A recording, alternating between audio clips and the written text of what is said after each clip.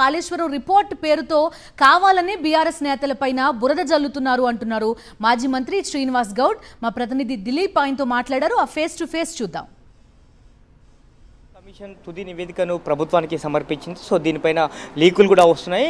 Project మొత్తం కూడా బాధ్యత అంతా కూడా కేసీఆర్ది అంటూ కూడా నివేదిక ఇచ్చినట్టుగా తెలుస్తోంది. సో మనతో పాటు మాట్లాడడానికి మాజీ మంత్రి శ్రీనివాస్ గౌడ్ ఉన్నారు. సార్, సో పూర్తి స్థాయిగా బ్యారేజీల నిర్మాణం అంతా కూడా కేసీఆర్ సూచనల మేరకే జరిగిందని చెప్పి నివేదిక ఇచ్చినట్టుగా తెలుస్తోంది.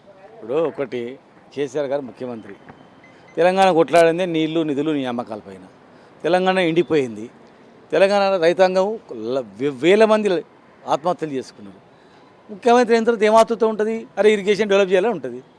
ముఖ్యమంత్రి బాధ్యత అంటే మంచి అయింది ఖాతాలు వేసుకొని, చెడు అయింది ముఖ్యమంత్రి అడ్డకట్టేసేసి ముఖ్యమంత్రి చేసినంటే ఇంజనీర్లు ఉండరా? వేస్తా ఇప్పుడు ముఖ్యమంత్రి ఉన్నాడు, రాష్ట్రానికి ముఖ్యమంత్రి కదా, రాష్ట్రం జరిగిన దానికి ఆయన బాధ్యత ఉంటుంది కదా. అట్లా అని చెప్పని మీరు బదనాం చేయడానికి, కేసీఆర్ని బదనాం చేయడానికి వాళ్ళ కార్యక్రమమే అది అనమాట.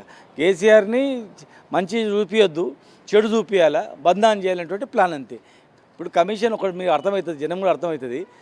కమిషన్ వేసినారు, కమిషన్ రిపోర్టు ఇంకా బయటికే రాలేదు, ఎట్లా లీకులు వస్తాయి అంటే వాళ్ళ ఉద్దేశం ఏంది? కేసీఆర్ని బదనాం చేసి కేసీఆర్ ఏం చేయలేదు తెలంగాణకు అన్నట్లు. మొత్తం ఖర్చు అయింది 1,00,000 కోట్లు, అయితే 1,00,000 కోట్లు తినేసిందని చెప్పడం అన్నట్లు. అలా ఏం ప్రాజెక్ట్ కట్టలేదు అన్నట్టు. కనుక ఇదంతా ఉట్టిదే. ఈ కమిషన్ వేసిందే కేసీఆర్ని బదనాం చేయడానికి. వాళ్ళు తయారు చేయించారు నివేదికను, రాకముందే బయట పెడుతున్నారు. ఇవన్నీ బదనాం చేసి ప్రజలు ఎవరు నమ్మడు, దాన్ని న్యాయపరంగా మేము ఎదుర్కొంటాం. సెంట్రల్ వాటర్ కమిషన్ కానీ అలాగే నిపుణుల కమిటీల సూచనలు కూడా కేసీఆర్ పాటించలేదు అనేటువంటిది కూడా అభియోగాలు వస్తున్నాయి. ఏవన్నీ ఉట్టిదండి. వాళ్ళు మొదటి నుంచి కేసీఆర్ని బదనాం చేసుకుంటూనే వచ్చిండ్రు. ఇప్పుడు బదనాం చేసుకుంటే పబ్బం గడపాలని వాళ్ళు తట్టిన మన్ను తీయలేదు, వాళ్ళు ఒక ఎకరానికి ఎక్కువ నీళ్ళు ఇవ్వలేదు, చేనులు ఎండిపోయినాయి, మళ్ళీ రైతుల ఆత్మహత్యలు స్టార్ట్ అయినాయి. ఇవన్నీ తెలంగాణ ఆగం అయిపోయింది. బదనాం చేస్తే ప్రజలు ఎవ్వరు నమ్మడు. కేసీఆర్ కరెంటు తెచ్చిండు, కరెంటు రాదు, చీకటి అయితే అన్నారు, అంధకారం అయితే అన్నారు. తెలంగాణ అయిందా? 2 లక్షల పంటలు ఎట్లా పడినాయి? దేశంలోనే అత్యధిక పంటలు తెలంగాణ ఎట్లా పడినాయి? ఏం ఏందే పడిందా? రైతులు ఎందుకు పంచుకున్నారు? 10,000 ఎకరా ఉన్నది లక్షలు ఎట్లయింది? ₹1,00,000 ఎకరా ఉన్నది ₹1,00,00,000 ఎట్లయింది? సో ఆర్థికపరమైన అవకతవకలు కూడా జరిగాయి ఈ ప్రాజెక్ట్ నిర్మాణంలో అని కూడా నివేదిక ఇచ్చినట్టుగా లీకులు వస్తూ ఉన్నాయి. ఏం జరగలేదు, వాళ్ళు సృష్టిస్తున్నదంతా. దాన్ని న్యాయపరంగా మేము ఎదుర్కొంటాం. సో ఇది చెప్తా ఉన్నారు. సో న్యాయపరంగా ఎదుర్కొంటాము అంటున్నారు.